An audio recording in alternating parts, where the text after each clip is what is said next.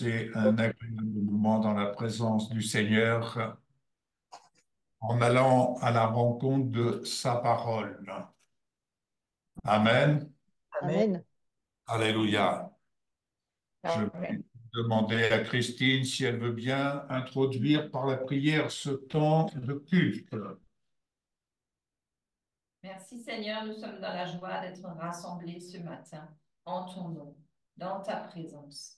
Parce que tu es notre Dieu, tu es l'Éternel, le Dieu Tout-Puissant, celui qui a tout créé, tout ordonné. Tout ce que tu fais est parfait. Et nous voulons ensemble, Seigneur, regarder à toi et tourner nos cœurs vers toi et passer un excellent moment ensemble dans ta présence. Merci Seigneur pour tous ceux qui sont là en présentiel et en réunion Zoom. Oui. Merci Seigneur, je bénis chacun et je me réjouis. Je me réjouis de faire partie de ta famille, de faire partie des enfants de Dieu. Nous sommes tes enfants et nous sommes devant toi, Père, pour te mettre à l'honneur et t'adorer. Gloire à toi, Seigneur. Amen. Amen. Amen. Je vais laisser introduire Michel si elle a un passage à nous partager. Oui, j'avais un passage à partager. Alors, c'est à partir du verset 41 dans Jean, l'évangile de Jean 1, premier. On va prendre à partir du verset 40 pour mieux comprendre. André, frère de Simon-Pierre, était l'un des deux qui avait entendu les paroles de Jean et qui avait suivi Jésus. Ce fut lui, et ça commence. Ce fut lui qui rencontra le premier son frère Simon, et il lui dit, nous avons trouvé le Messie, ce qui signifie Christ. Et il le conduisit vers Jésus. Jésus, l'ayant regardé, dit, tu es Simon, fils de Jonas, tu seras appelé Céphas, ce qui signifie Pierre. Le lendemain, Jésus voulut se rendre en Galilée, et il rencontra Philippe. Il lui dit, suis-moi. Philippe était de Bethsaïda, de la ville d'André et de Pierre. Philippe rencontra Nathanaël et lui dit, nous avons trouvé celui de qui Moïse a écrit dans la loi et dont les prophètes ont parlé, Jésus de Nazareth, fils de Joseph. Nathanaël lui dit, peut-il venir de Nazareth quelque chose de bon? Philippe lui répondit, viens et vois. Jésus, voyant venir à lui Nathanaël, dit de lui, voici vraiment un Israélite dans lequel il n'y a point de fraude. D'où me connais-tu? Lui dit Nathanaël. Jésus lui répondit, avant que Philippe ne t'appelât quand tu étais sous le figuier, je t'ai vu. Nathanaël répondit et lui dit, Rabbi, tu es le Fils de Dieu? Tu es le roi d'Israël? Jésus lui répondit, parce que je t'ai dit que je t'ai vu sous le figuier, tu crois? Tu verras de plus grandes choses que celles-ci. Et il lui dit, en vérité, vous verrez désormais le ciel ouvert et les anges de Dieu monter et descendre sur le Fils de l'homme. Je m'arrête là. Et ce matin très tôt, je lisais ce passage déjà hier et je me suis dit, mais on doit voir ces choses-là. On doit les voir lorsque on prononce le nom de Jésus, lorsque nous parlons de Jésus. C'est le roi des rois et on doit voir ces choses puisqu'il est écrit clairement, je vous le dis en vérité, vous verrez désormais le ciel ouvert et les anges de Dieu monter et descendre sur le Fils de l'homme. Donc on parle de Jésus, il y a quelque chose qui se passe dans les cieux. Les guérisons, elles viennent comment? Elles viennent parce qu'on proclame le nom de Jésus. Tout ce que nous pouvons placer sous le nom de Jésus, ça produit quelque chose, puisque le ciel est ouvert. Ça nous est passé ce matin, encore une fois. Amen. Amen. Amen. Amen. Amen. Amen. Alléluia. Gloire à toi, Jésus. Eh bien, nous te bénissons, Seigneur, et nous élevons ce nom glorieux qui est le tien. Nous proclamons, Seigneur, de bonnes choses pour chacun de nos bien-aimés ici présents, que ce soit dans le groupe, que ce soit ici à Pfaffenhofen. Seigneur, tu es ce Jésus. en qui, Seigneur, nous avons confiance, à qui nous parlons, à qui nous proclamons les bonnes choses qui viennent de toi. Seigneur, nous te sommes reconnaissants parce que tu es aussi celui qui guérit, celui qui fortifie, qui renouvelle. Et Seigneur, tu es celui qui nous prend dans ta main chaque jour que tu fais. Merci pour ta grâce, parce que Seigneur, nous t'avons fait confiance et tu nous conduis dans le chemin, Seigneur, que tu as tracé pour chacun de nous. Au nom de Jésus, Amen. Amen. Je vais vous partager la parole que le Seigneur a mise sur mon cœur ce matin et que Michel m'a partagé et confirmé ce que j'avais reçu. Et je reprendrai ce qu'elle a dit tout à fait en introduction dans l'évangile de Jean, donc chapitre 1er, verset 46. Nathanaël lui dit, peut-il venir de Nazareth quelque chose de bon? Peut-il venir de Nazareth quelque chose de bon?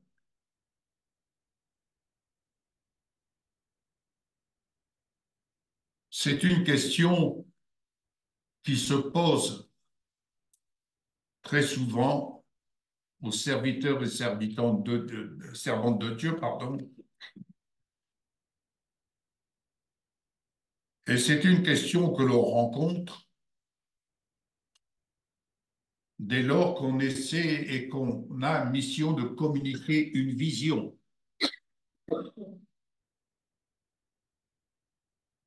Peut-il venir quelque chose de bon? Par exemple, comme je me le suis entendu dire, peut-il venir quelque chose de bon de TikTok? Peut-il venir quelque chose de bon de Facebook? Peut-il venir quelque chose de bon? Ne peut venir de bon ce qui a été semé de bon. Ne peut fleurir ce qui a été semé de bon et de beau.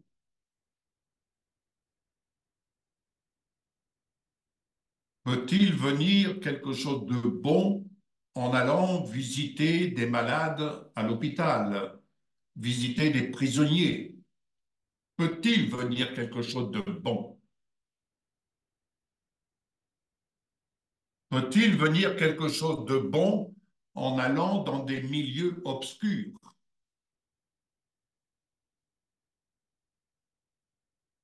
Nous devons comprendre une chose, bien-aimés, Jésus est la parole. Jésus est la parole. Et comme il m'arrive de le dire, rendons la parole à qui revient la parole. Donc, peut-il venir quelque chose de bon de tel ou tel endroit, de tel ou tel champ?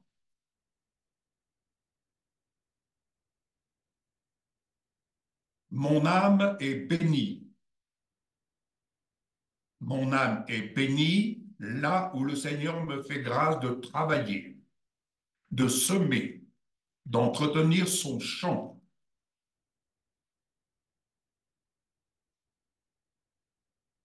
Et je dois dire, j'en suis fier. J'en suis heureux parce que c'est là le témoignage de l'amour du Père qui m'est témoigné, de servir sa parole. Et rien que sa parole. Car sa parole est l'essentiel. Amener les âmes à être au contact de la parole.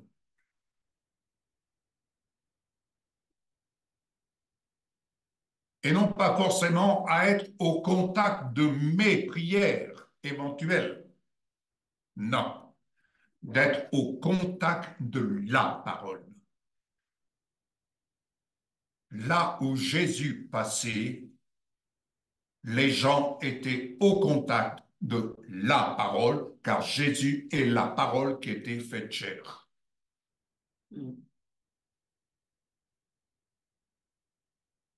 Donc prenons bien conscience, nous sommes le temple du Dieu vivant. C'est là l'adresse de Jésus. Jésus-Christ en nous, l'espérance de la gloire.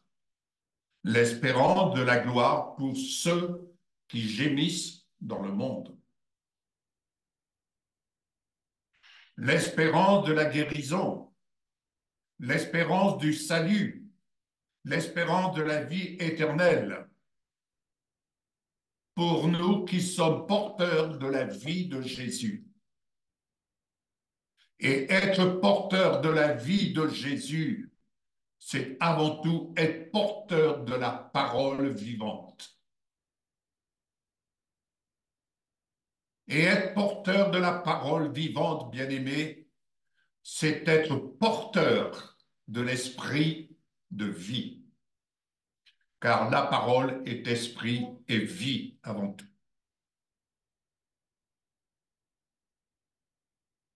Et c'est la parole qui est esprit et vie qui est vainqueur sur les œuvres de ténèbres. Car je suis conscient, nous devons être conscients de notre faiblesse. Jean-Baptiste pouvait dire, il faut que je diminue afin qu'il puisse croître. C'est la parole en nous qui doit croître de gloire en gloire.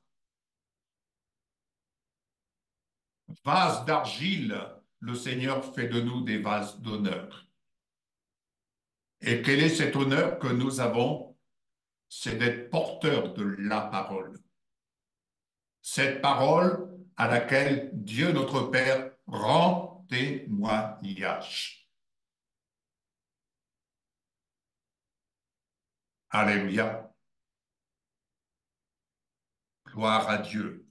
Car chaque jour, lorsque je vais consulter le champ, lorsque je vais voir dans le champ qui m'est donné d'ensemencer parmi d'autres semeurs, je n'ai que de la reconnaissance à mon Dieu. Je n'ai que des louanges à mon Dieu. Et je ne lis que des louanges. Je ne lis que des louanges de la part de ceux qui connaissent à peine, qui découvrent, qui m'appellent monsieur, d'autres qui m'appellent pasteur, d'autres qui m'appellent frère, d'autres qui m'appellent papa. Béni soit le Seigneur. Béni soit le Seigneur. Dès le matin, lorsque je me connecte, ils viennent de la Guadeloupe, ils viennent de certains pays d'Afrique, ils viennent de la Nouvelle-Calédonie. Ce sont des âmes qui sont là dans ce champ. Et je réalise qu'en tant que pierre vivante, mais en tant qu'Église, je suis heureux d'être à la bonne place, d'être l'Église en action. D'être Église en action au nom de Jésus, la pierre angulaire.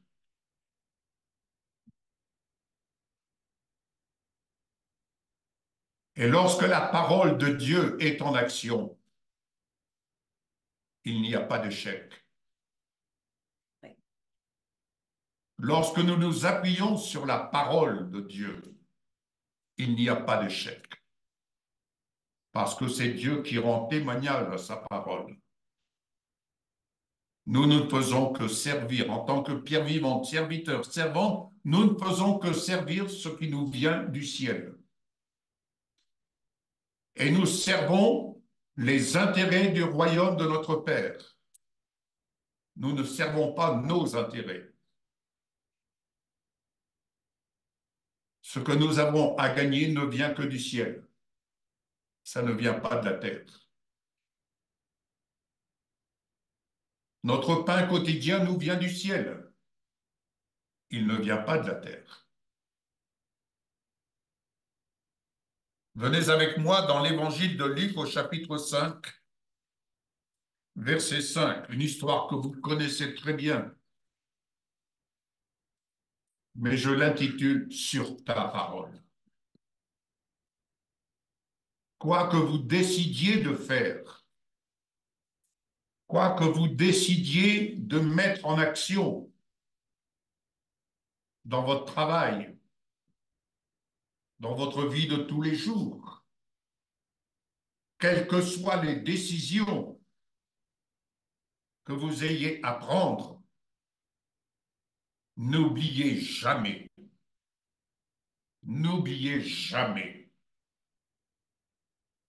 sur ta parole, sur ta parole. Nous sommes dans des temps où on n'agit pas sur ce qu'on entend dire autour de nous. On agit sur le conseil de la parole. Faut-il prêter notre oreille et notre cœur? Parce que le témoignage de l'amour de Dieu ne se trouve que dans sa parole. Vous connaissez ce par quoi je suis passé. Et c'est de là que je tire la richesse de ce que j'ai la grâce de vous partager dans ces temps. Tout vient de notre connexion avec l'amour de Dieu, l'amour qui nous témoigne par sa parole. Fusionné avec l'esprit de la parole, fusionné en pensée avec votre cœur, avec la parole. Je n'ai pas dit la lettre, j'ai parlé de l'esprit de la parole. Parce que Dieu est esprit.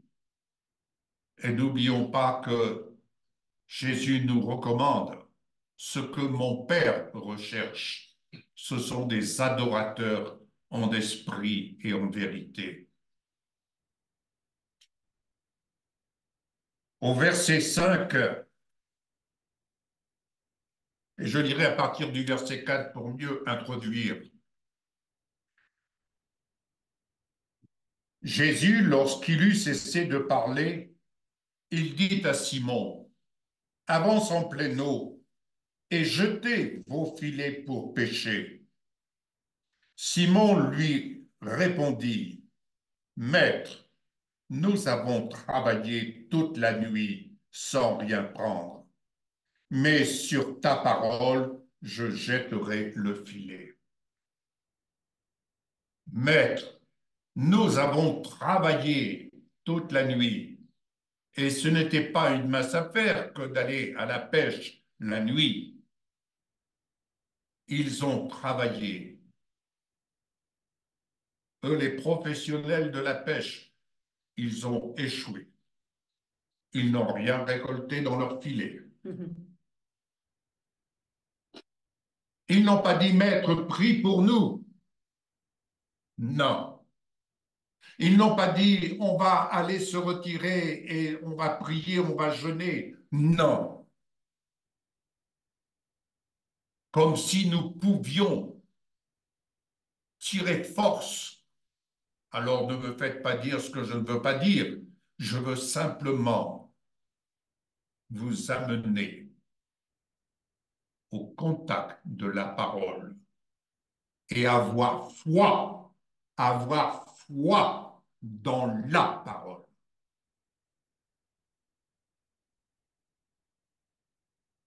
Sur ta parole, nous jetterons le filet. Et ils ont jeté le filet,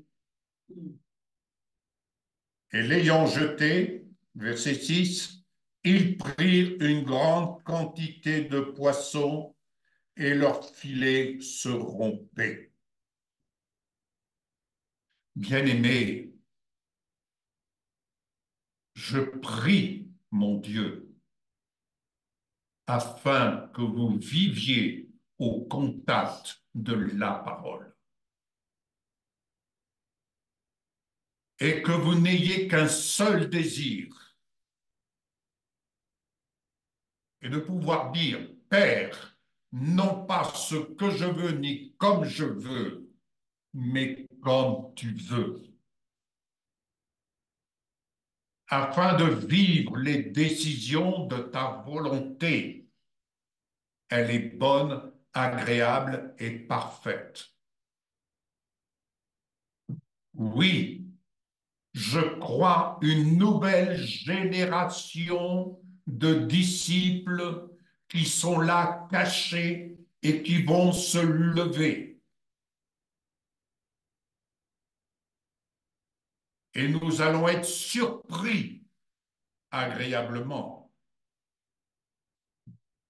Je crois à des ouvriers, des ouvrières qui vont se lever pour entrer dans des champs desquels nous dirions, peut-il venir quelque chose de bon de cet endroit? Peut-il venir quelque chose de bon de notre France? Peut-il venir quelque chose de bon? Alors oui, on se tourne autour de nous. Ah, là-bas, il s'est passé quelque chose. Ah, là-bas, ah, chez nous en France.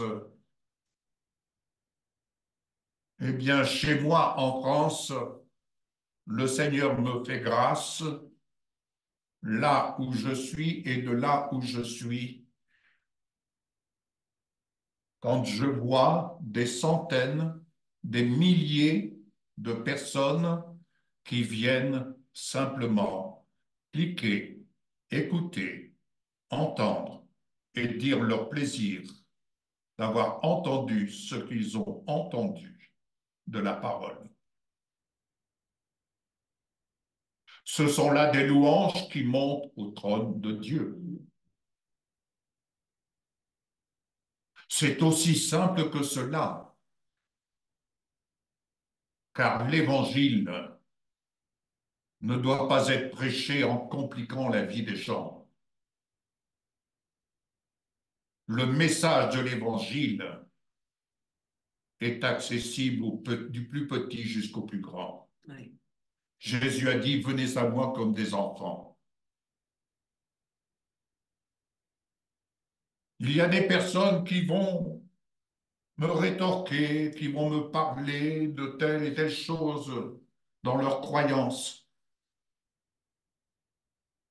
J'ai lu l'autre jour et j'ai eu l'occasion de vous partager, je crois, récemment, que l'eau, les courants d'eau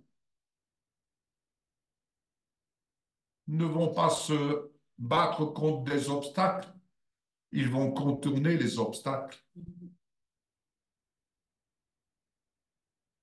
Notre vie en Jésus est un courant d'eau. Elle ne se heurte pas aux obstacles, elle contourne les obstacles pour atteindre le but. Pour atteindre le but. Alléluia. Heureux celui qui procure la paix. Heureux celui qui marche à la suite de Jésus. Heureux celui qui marche attaché à la parole. Maintenant, soyons clairs. Le chemin n'est pas facile. Et Jésus n'a jamais dit que le chemin serait facile. C'est un mensonge que de dire « Viens à Jésus et tout sera facile ». C'est un mensonge. Le monde n'est pas un monde facile. Mais par contre, si Jésus a dit « le chemin est étroit », il n'a pas manqué d'ajouter « tout est possible à celui qui croit ». Comme d'autres, nous avons traversé des vallées qui avait plus l'odeur de vallée de l'ombre de la mort. Mais Jésus ne nous a pas demandé de rester dans la vallée de l'ombre de la mort, mais il nous a fait progresser. Et cette vallée s'est transformée en richesse. Richesse venant du ciel. Car Jésus en vous n'est pas Jésus pauvre. Jésus en vous est riche de la gloire de son Père qu'il nous donne de partager, parce que nous sommes co-héritiers de sa gloire.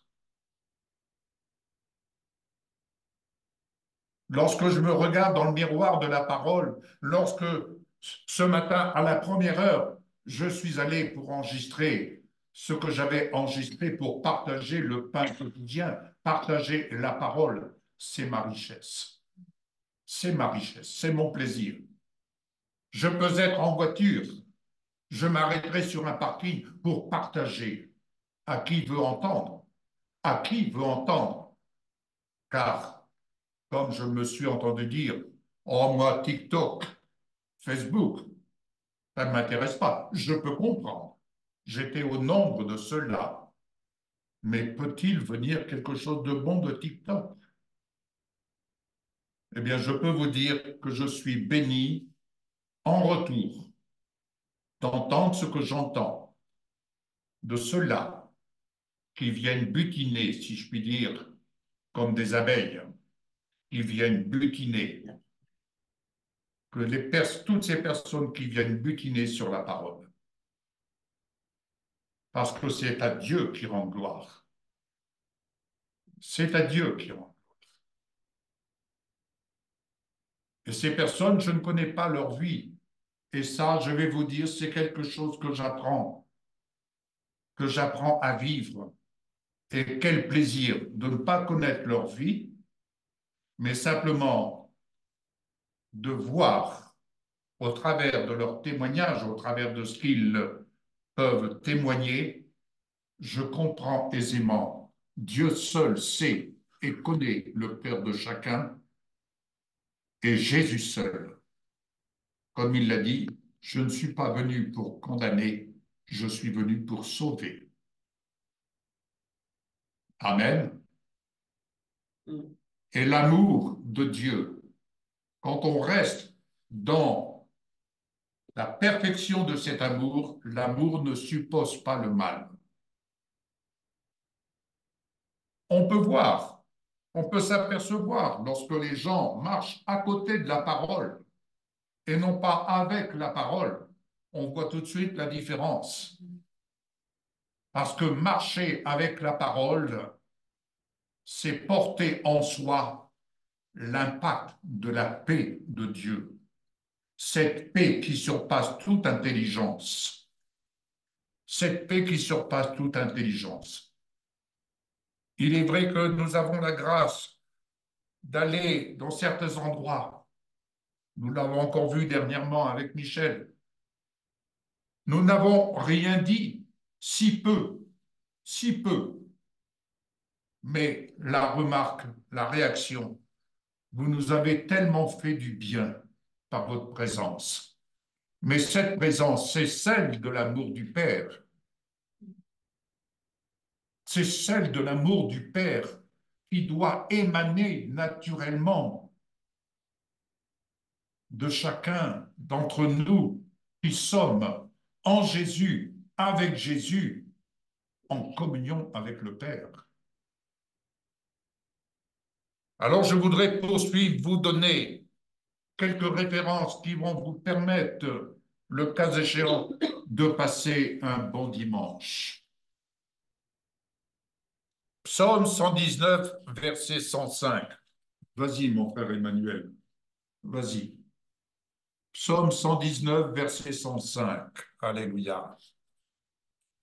Ta parole est une lampe qui éclaire mon chemin. Une lampe, ça sert à éclairer, à nous éclairer dans l'obscurité.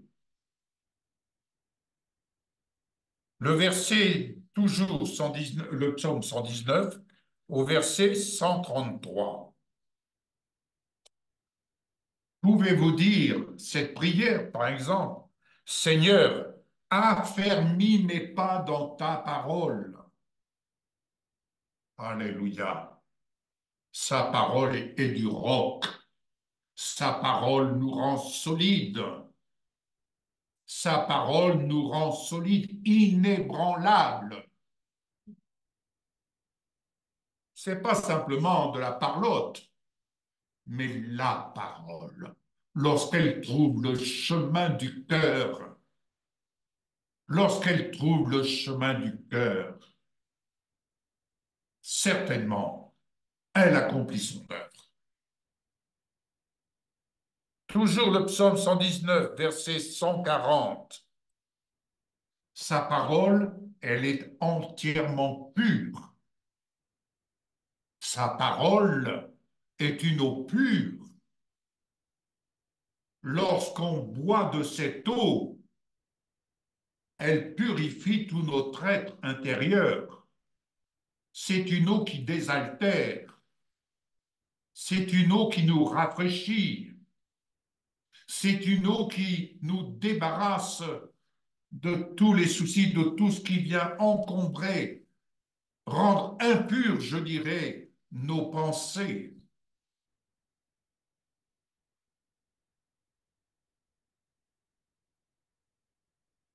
Psaume 119, 172. Ah, ce verset.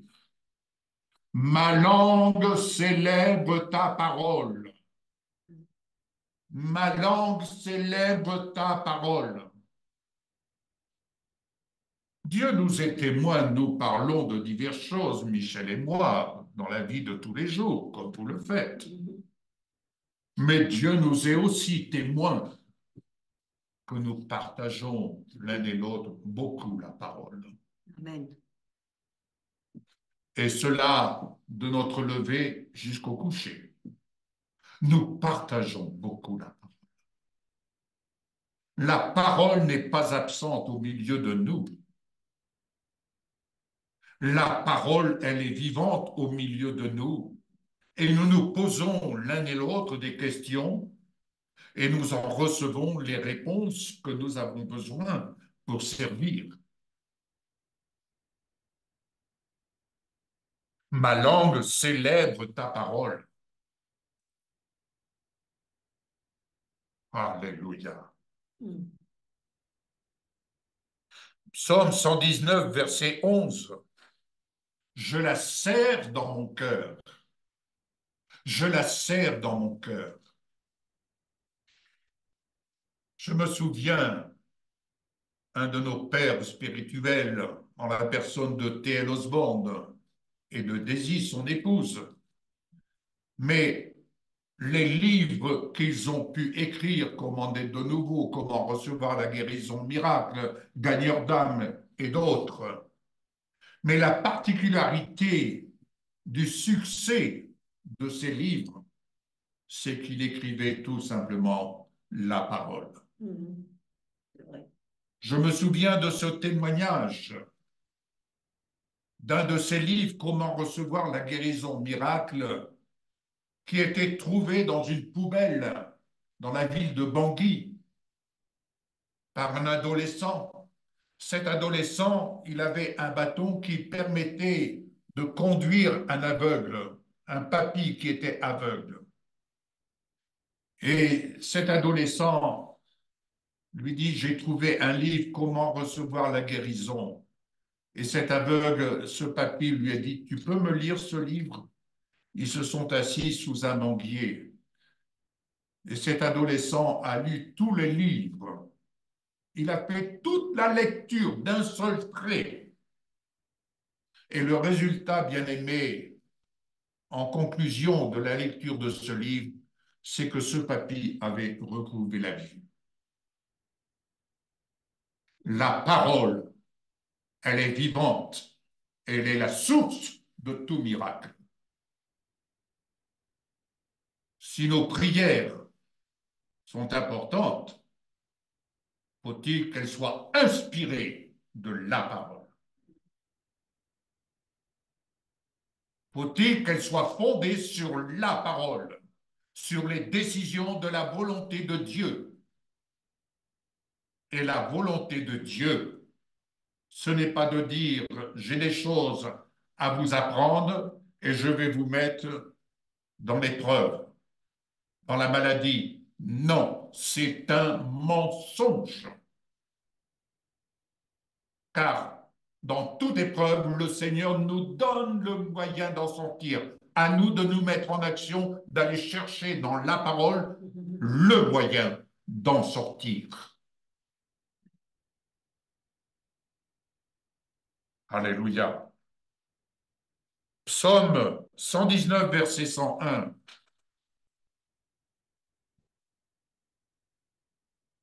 J'écarte mes pas de tout mauvais chemin afin de me conformer à ta parole. J'écarte mes pas de tout mauvais chemin.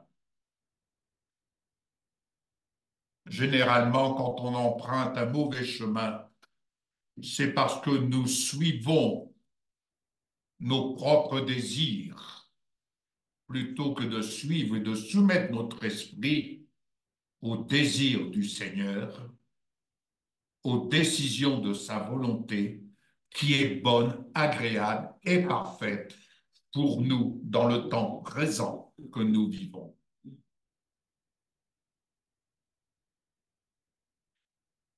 Romains 10, verset 8.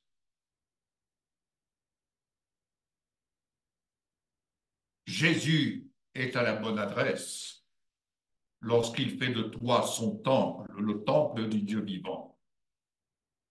Il habite en toi. Donc ne le cherche pas à droite, à gauche, il est tout près de toi. Il est dans ton cœur. Et c'est là que tu vas pouvoir le rencontrer. Et en le rencontrant, il se chargera de montrer les points qui doivent changer dans ton cœur et qu'il désire changer dans ton cœur. C'est ce qu'on appelle travailler à son salut. C'est ce qu'on appelle travailler à son salut. Et ça, c'est un travail de chaque jour. Et pour ce faire, Romains 18 nous donne le remède. La parole est près de toi, dans ta bouche et dans ton cœur. La parole est près de toi, dans ta bouche et dans ton cœur. Alors, examine la parole, appuie-toi sur la parole, parle la parole, attache-toi à la parole, que la parole soit l'objet de ta méditation, de tes pensées. Tu n'empêcheras pas les oiseaux de tourner autour de toi, mais tu peux les empêcher de faire leur nid dans tes pensées. N'imaginez pas que le serviteur de Dieu est épargné des mauvaises pensées. Non, nous sommes confrontés comme tout être humain à la seule différence, c'est que nous n'oublions pas la parole. C'est la parole et l'Esprit de Dieu nous amène toujours à la parole pour marcher d'une façon juste, agir d'une façon juste et vivre d'une façon juste au milieu d'un monde corrompu, mensonger. Alléluia. Luc 1, 38. Parlons de cette femme, Marie. Elle dira quelque chose d'extraordinaire. Elle n'a pas discuté la parole. Elle était dans la position de la servante de Dieu. Tout dépend comment on se positionne vis-à-vis de la parole.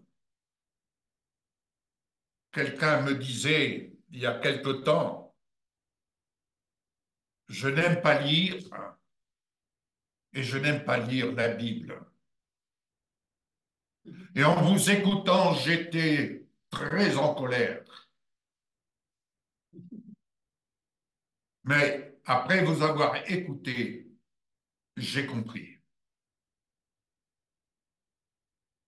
On peut ne pas être d'humeur à lire la parole. Et cependant, n'oublie pas que la parole est dans ta bouche et dans ton cœur. Elle est près de toi. Et la parole de Dieu s'appelle amour. T'éloigner de la parole, c'est t'éloigner de l'amour du Père qui habite son Fils, Jésus en toi. Et Jésus en toi, glorifié, fait de toi un co-héritier de sa parole, co-héritier de son amour. Ainsi, Marie a pu dire, je parle de Marie, la servante de Dieu, qu'il me soit fait selon ta parole. Comme elle a pu dire aux noces de Cana, aux disciples, faites tout ce qu'il vous dira. Autrement dit, suivez sa parole. Et pour conclure, je dirais Jean 1,14, Jésus est la parole. Et la parole a été faite chair en la personne de Jésus. Voyez-vous, on attend beaucoup du ciel, légitimement, mais n'oublions pas que Dieu, dans sa grâce, a envoyé Jésus et Jésus est venu d'en bas pour nous relever. Dieu n'est pas venu pour nous écraser. Dieu est venu par son Fils pour nous relever dans notre dignité, valoriser notre vie. Mais si nous essayons de dire, OK, j'ai compris, je vais faire les choses par moi-même, non, vous vous trompez. Si Jésus est venu, envoyé par le Père, pour nous rendre à notre dignité, pour nous relever, valoriser notre vie, ayons l'humilité de dire, je reconnais ma faiblesse, mais je reconnais que je puis tout par celui qui me fortifie. Et celui qui me fortifie, c'est sa parole. Alléluia. Sa parole, elle a été faite chair. Et enfin, je terminerai avec la première épître de Jean, au chapitre 1er, première épître de Jean, chapitre 1er, à partir du verset, je vais lire à partir du verset 1er. Ce qui était dès le commencement, ce que nous avons entendu, ce que nous avons vu de nos yeux, ce que nous avons contemplé et que nos mains ont touché, concernant la parole de vie. Et la vie a été manifestée, et nous l'avons vue, et nous lui rendons témoignage, et nous vous annonçons la vie éternelle qui était auprès du Père et qui nous a été manifestée. Ce que nous avons vu et entendu, nous vous l'annonçons à vous aussi, afin que vous aussi, vous soyez en communion avec nous. Or, notre communion avec le Père est avec le Père et avec son Fils Jésus-Christ. Et nous écrivons ces choses afin que notre joie soit parfaite. Alléluia. Et j'ajouterai une petite note que vous trouvez dans Matthieu 8, verset 8. Cet officier qui dira cette célèbre phrase qui aura marqué d'ailleurs Jésus, puisqu'il dira, je n'ai pas trouvé en Israël une aussi grande foi. Cet homme, cet officier dira, Jésus, je ne suis pas digne de te recevoir. Je ne suis pas digne parce que je sais qui tu es, mais je sais qui je suis. Je suis d'où je viens. Mais dis un seul mot et mon serviteur sera guéri. Cet officier n'allait pas à l'église, au temple. Cet officier ne priait pas, mais cet officier avait foi dans la parole. La parole qui était et qui est toute autorité dans le ciel et sur la terre. Cet officier dira, dis un seul mot, et je suis assuré, j'ai la certitude que mon serviteur sera guéri. Et à l'heure même, son serviteur était guéri. Que par sa parole, en ce jour, vous tous qui écoutez, vous tous et toutes qui recevez cette parole, vous tous qui êtes peut-être en train de vous dire, peut-il venir quelque chose de bon de Zoom? Peut-il venir quelque chose de bon de TikTok? Peut-il venir quelque chose de bon d'Alsace? Où que vous soyez, où que vous soyez, peut-il venir quelque chose de bon de la France? Peut-il venir quelque chose de bon de Royan? Peut-il venir quelque chose de bon? Aujourd'hui, vous avez entendu, je vous laisse avec la parole. J'ai foi dans la parole. Et la parole est là pour vous délivrer, pour briser les chaînes au nom de Jésus. La parole est là pour vous libérer de toute séduction. La parole est là pour vous libérer de la colère. La parole est là pour vous libérer de l'incrédulité. Jésus est la parole. C'est à Jésus que je parle de vous. Et c'est vers Jésus que je vous amène à vous attacher de tout votre cœur, de toute votre pensée, de toute votre âme. Que le Seigneur fasse son œuvre. J'ai parlé et je rends grâce à Dieu pour ce qu'il opère en ce jour particulier. Au nom de Jésus, soyez bénis de la part du Seigneur Jésus. Soyez bénis par l'action du Saint-Esprit et par le témoignage que Dieu notre Père rend à sa parole.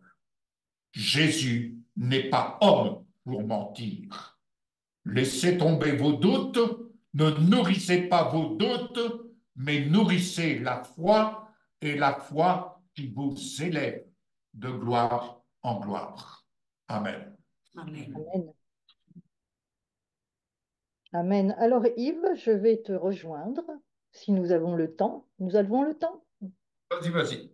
Nous avons le temps. Alors je vais te rejoindre par un autre chemin, quoique le seul chemin, on le connaît, c'est Yeshua, notre Seigneur. C'est sur ce chemin-là que je vais te rejoindre pour parler justement de la parole et de l'importance d'écouter, d'entendre. Mm. Qui n'écoute pas, qui n'entend pas? Le sourd.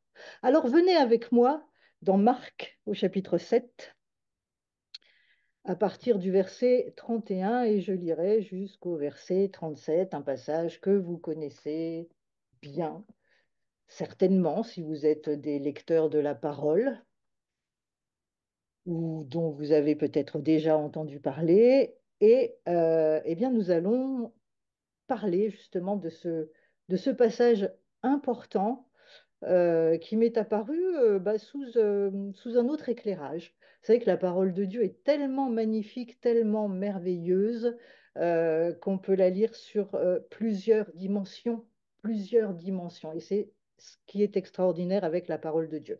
Alors, Marc 7, versets 31 à 37, et je vais le lire dans la version de la Bible juive.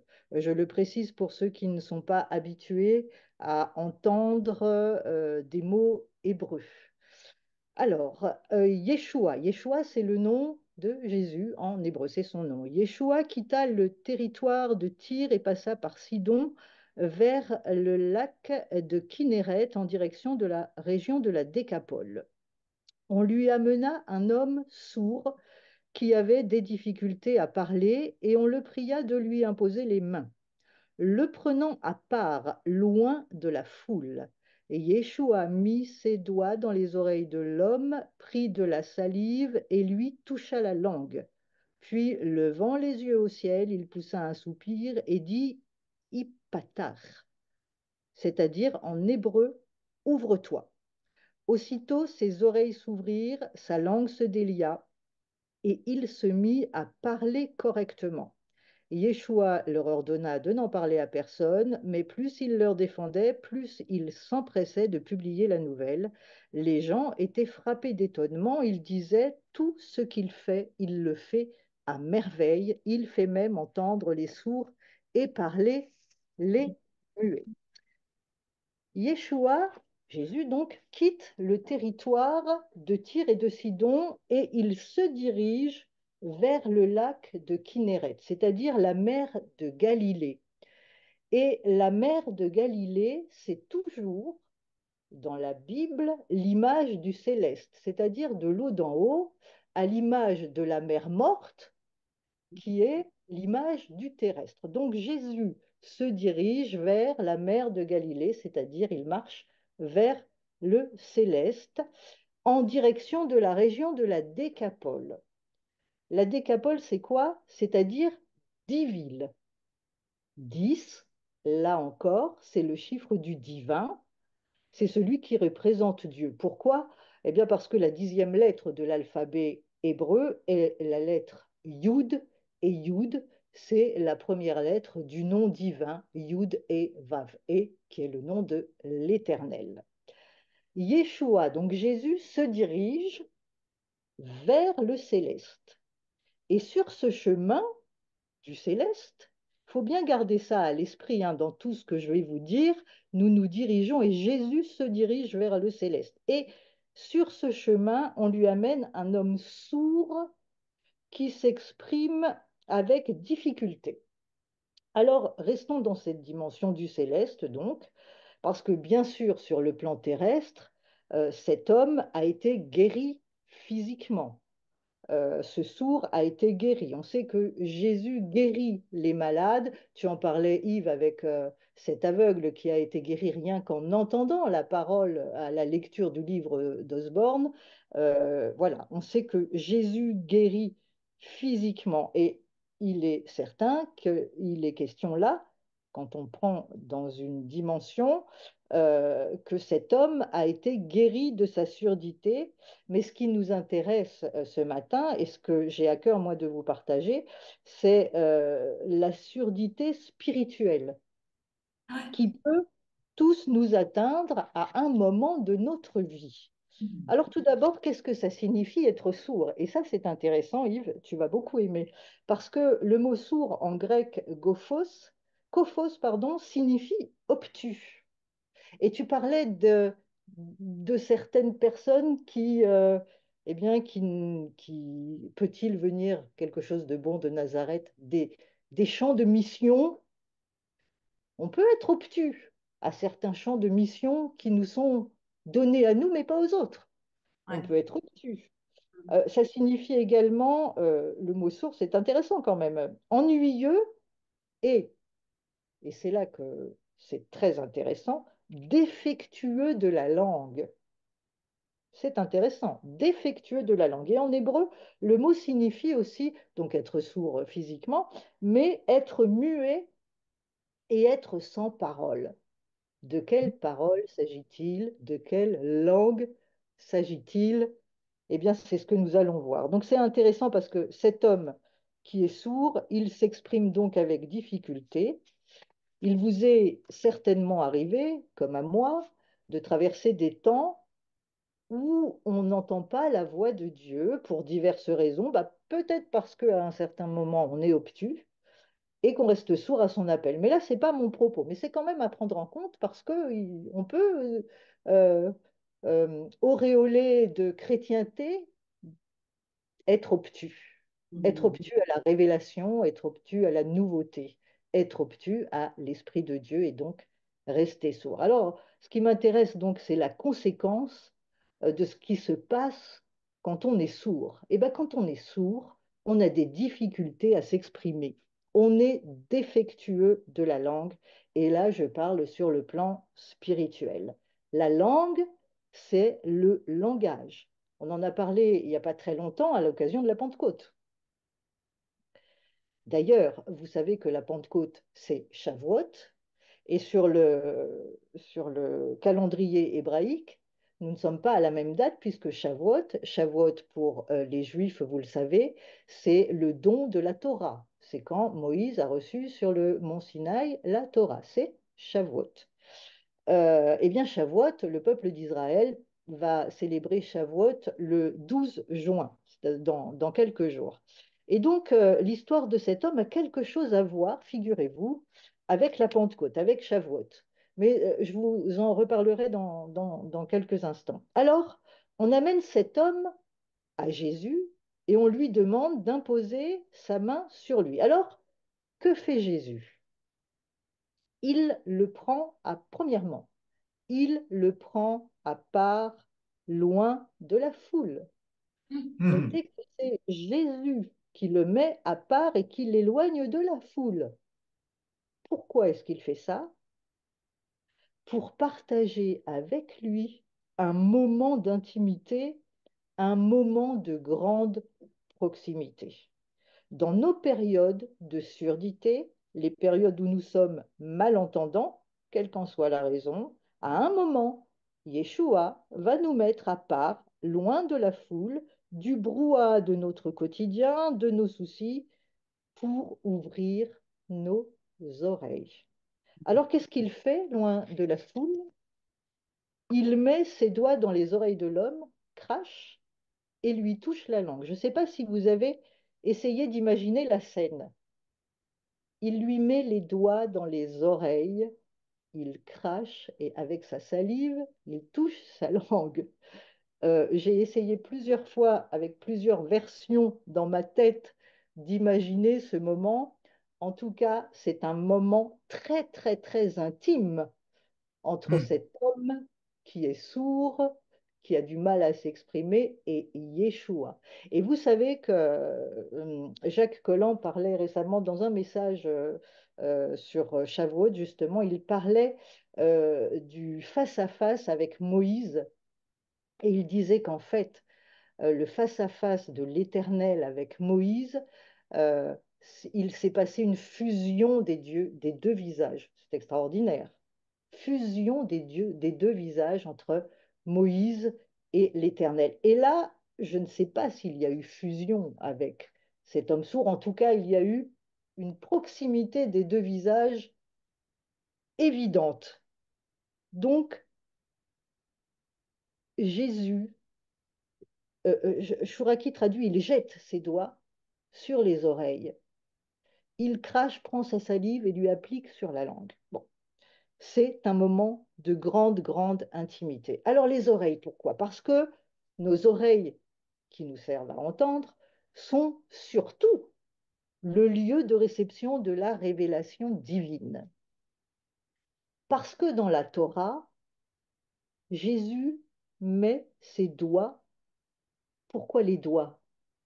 Pourquoi les doigts et pas les mains dans les oreilles de cet homme? Eh bien parce que dans la Torah, plus exactement dans les Proverbes, dans le Proverbe 7 au verset 2 et 3, qu'est-ce qu'il est dit? Il est dit, garde mon enseignement comme la prunelle de tes yeux, attache-les, lis-les à tes doigts.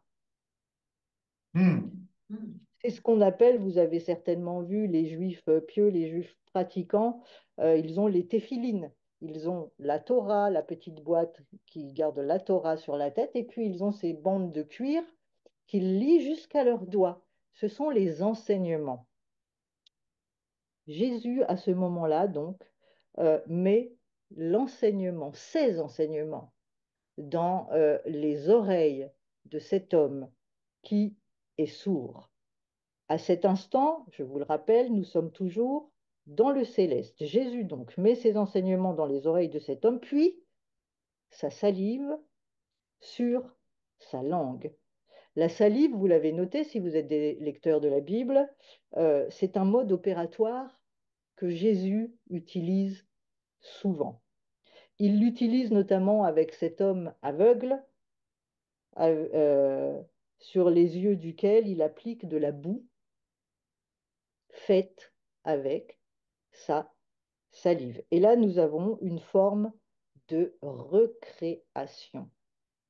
Quand Jésus guérit cet homme aveugle et qu'il met la boue euh, mélangée avec de la terre, avec sa salive, il recrée en fait les yeux. Parce que, rappelez-vous qu'à la création, comment Dieu crée l'homme? Il le prend de la poussière de la terre et avec la brume qui s'élève, qui sort du sol, il crée la boue qui crée l'homme. Et voilà pourquoi, c'est un autre sujet, mais quand Jésus guérit l'aveugle avec la boue, il y a une forte agitation du côté des, des pharisiens qui, je pense, ont dû repenser à la création, puisqu'ils connaissent la Torah hein, sur le bout des doigts. Alors, après avoir touché les oreilles et la langue de cet homme, Jésus lève les yeux au ciel. Il soupire ou gémit, selon les traductions, les deux sont bonnes, et dit Ipatar. En hébreu, ça veut dire ouvre-toi. Mais dans ce mot Ipatar, il y a le mot pétar, qui signifie une porte. C'est-à-dire qu'à cet instant, c'est la porte du ciel qui s'ouvre. Hmm. À cet instant, Jésus ouvre la porte de la révélation. Et c'est en ça que je vous disais il y a quelques instants que c'est une préfiguration de Shavuot, de la Pentecôte. À cet instant, Jésus ouvre la porte de la révélation en mettant ses enseignements et en touchant la langue de cet homme pour transformer son langage. Aussitôt, soudain, ses oreilles s'ouvrent, sa langue se délie et il se met à parler correctement ou à parler droit, nous dit Chouraki. Qu'est-ce que ça nous enseigne? Eh bien, ça nous enseigne plusieurs choses. D'abord, là, je vous le disais, une préfiguration de la Pentecôte. Rappelez-vous, d'abord, les 120 sont mis à part dans la chambre haute, attendant que la porte du ciel s'ouvre. Pourquoi? Pour recevoir l'Esprit, pour entendre sa voix et parler selon ce qu'il leur dira. Soyez mes témoins. Et qu'est-ce qu'il se passe ensuite? Ils parlent des merveilles de Dieu. Ils parlent droit parce qu'ils ont une révélation fraîche. La porte de la révélation s'est ouverte par le Saint-Esprit. Alors de quoi est-il question quand Jésus dit ils parleront de nouvelles langues? Écoutez bien, ils parleront de nouvelles langues. Alors, évidemment, le parler en langue, ça on le sait tous. Quand on dit ils parleront de nouvelles langues, c'est la première chose qui nous vient à l'esprit, le parler en langue. Mais là encore, écoutez, et c'est vraiment passionnant. La parole de Dieu est passionnante parce que en grec, le mot pour langue est glosso, d'où vient d'ailleurs le mot glossolalie, le parler en langue. Mais évidemment, il s'agit de la langue, de l'organe de la langue, mais aussi ça signifie le langage ou dialecte d'un peuple particulier qui est distinct de celui des autres nations. Je répète, le langage ou le dialecte d'un peuple particulier qui est distinct de celui des autres nations. Ils parleront de nouvelles langues, ils parleront la parole révélée. C'est ça la nouvelle langue, c'est ça la nouvelle langue, c'est ça le langage de Dieu, la parole révélée. Une langue pure, nous dit le prophète Sophonie. Alors vous savez que on peut être baptisé du Saint-Esprit, parler en langue, et pourtant on ne parle pas le langage de Dieu.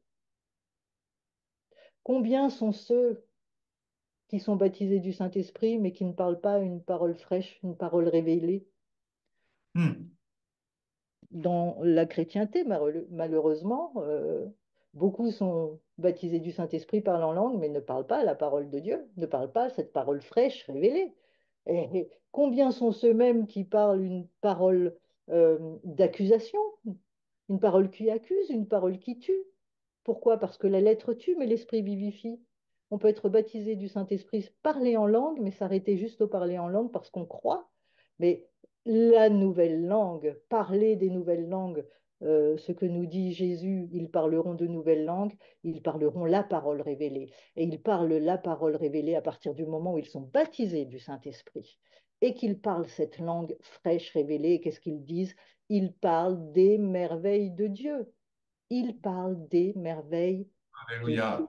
C'est ça, cette nouvelle langue. C'est la parole révélée, la parole qui vivifie, la parole qui rafraîchit. Alors, si nous restons sourds à la révélation fraîche, si nous refusons de nous laisser mettre à part par le Seigneur, eh bien, on reste sourd et notre langage n'est pas vivifiant, notre langage est stérile, tout simplement. Cet homme sourd, il représente aussi évidemment Israël.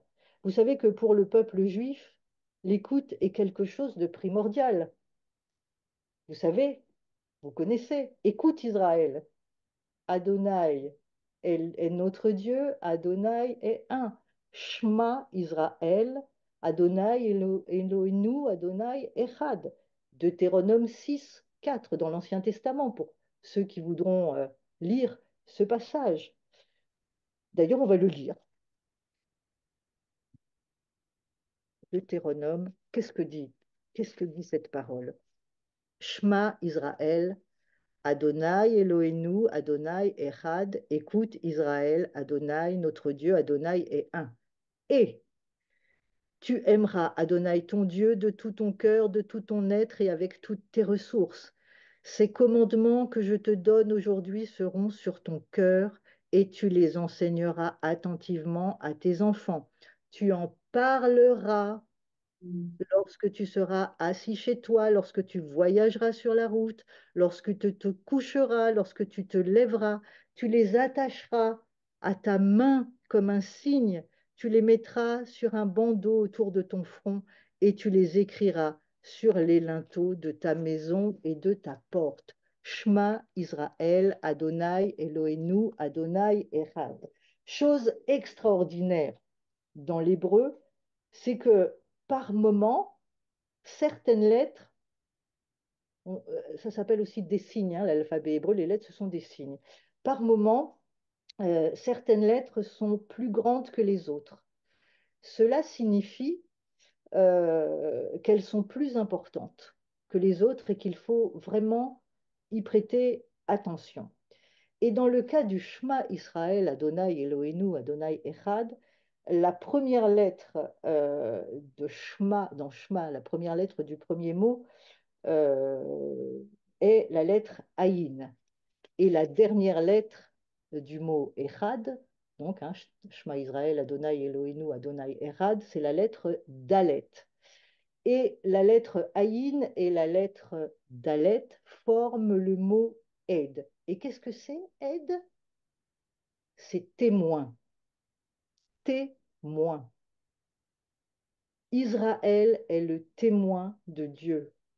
Les premiers chrétiens sont des juifs, ils sont les témoins de Dieu. Et nous, qui sommes la branche greffée sur l'olivier franc, nous sommes les témoins de Yeshua. Mais pour témoigner des merveilles de Dieu, il faut entendre et parler la langue de Dieu. Il faut l'entendre, cette langue qui est différente distincte de toutes les autres nations.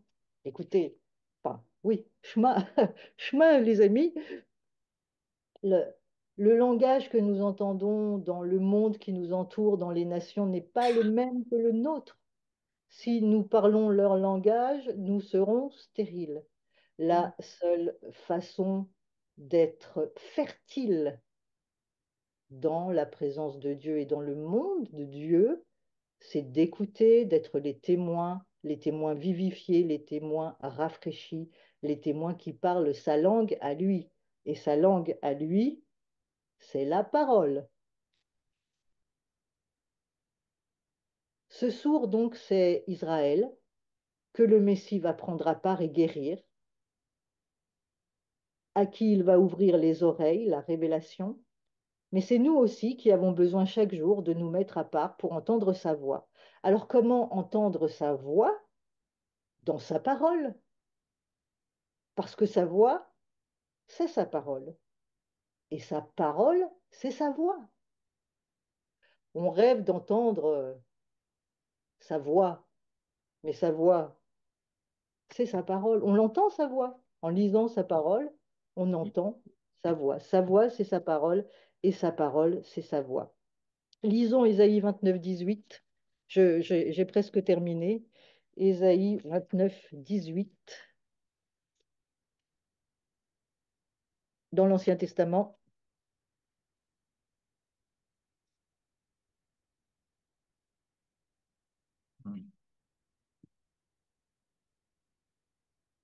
En ce jour, les sourds entendront les paroles d'un livre, et dans l'obscurité et les ténèbres, les yeux des aveugles verront. En ce jour, les sourds entendront les paroles d'un livre. De quoi s'agit-il? De sa parole. Les sourds, c'est le peuple d'Israël, mais c'est aussi tous ceux qui sont sourds spirituellement en ce jour, quand ils seront touchés, quand Jésus mettra leurs oreilles, ses doigts sur leurs oreilles et touchera leur langue, ils entendront les paroles d'un livre et dans l'obscurité et les ténèbres, les yeux des aveugles verront. Nous sommes à Shavuot, la Pentecôte pour le peuple juif, donc dans 3 jours. Et nombreux sont ceux qui nous entendront, nous, parler des merveilles de Dieu, parce que c'est ça être témoin, c'est ça être son témoin, c'est parler de ses merveilles. Alors, pour terminer, j'aimerais vous lire Sophonie, le prophète Sophonie, dont je vous parlais tout à l'heure, Sophonie 3. Le prophète prophétise comme son nom l'indique. Alors tout d'abord, qu'est-ce qu'il dit au verset 9? Sophonie qui parle pour Israël, mais qui parle pour nous aussi, pour le peuple de Dieu qui a besoin d'avoir les oreilles ouvertes et de retrouver le langage de Dieu. Sophonie 3, verset 9, car alors je changerai les peuples afin qu'ils aient les lèvres pures.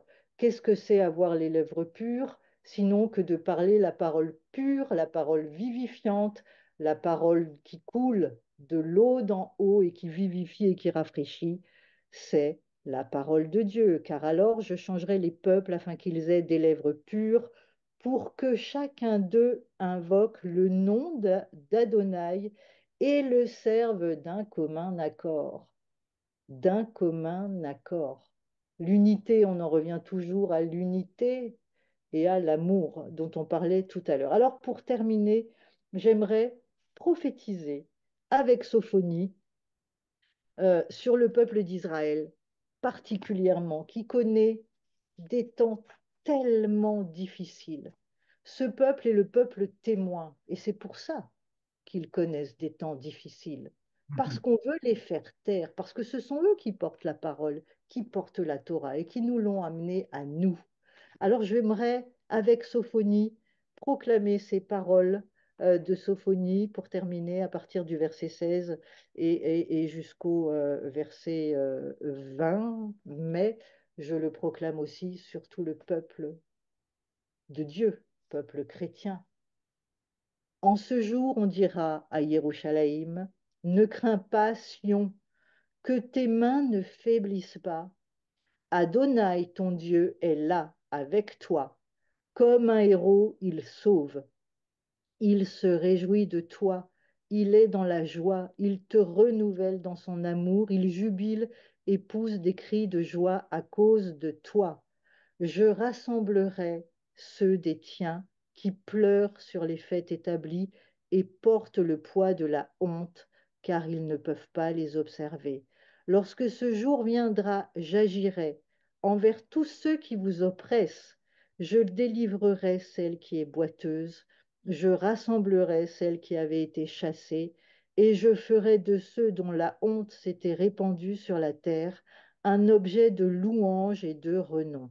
Lorsque ce temps viendra, je vous ramènerai. Lorsque ce temps viendra, je vous rassemblerai et je ferai de vous un objet de renom et de louange parmi tous les peuples de la terre, quand sous vos yeux, je restaurerai votre destinée, dit Adonai. Je prophétise cette prophétie de Sophonie sur Israël, mais aussi sur tout le peuple de Dieu qui a besoin d'avoir les oreilles ouvertes, de parler le langage de Dieu, cette parole puissante, vivifiante, qui est dans les temps dans lesquels nous sommes quelque chose dont nous avons besoin. Et Yves, ce que tu partageais est merveilleux parce que nous sommes sur un terrain de mission, chacun son terrain de mission. Ne soyons pas obtus quant au terrain de mission les uns des autres, ne restons pas sourds, mais entendons ce que l'Esprit dit aux églises. Entendons ce que l'Esprit dit aux églises, que celui qui a des oreilles pour entendre, entende, nous dit Amen. l'Esprit dans Apocalypse. Nous sommes dans ces temps que celui qui a des oreilles pour entendre, entendre. Avoir des oreilles, ça veut dire se laisser toucher, ne pas être obtus et avoir le langage de Dieu. Voilà ce que je voulais vous partager ce matin. Soyez bénis et que nos oreilles, et que mes oreilles s'ouvrent. Amen. Amen. Amen, Amen. amen, amen. Merci, Valérie. Merci.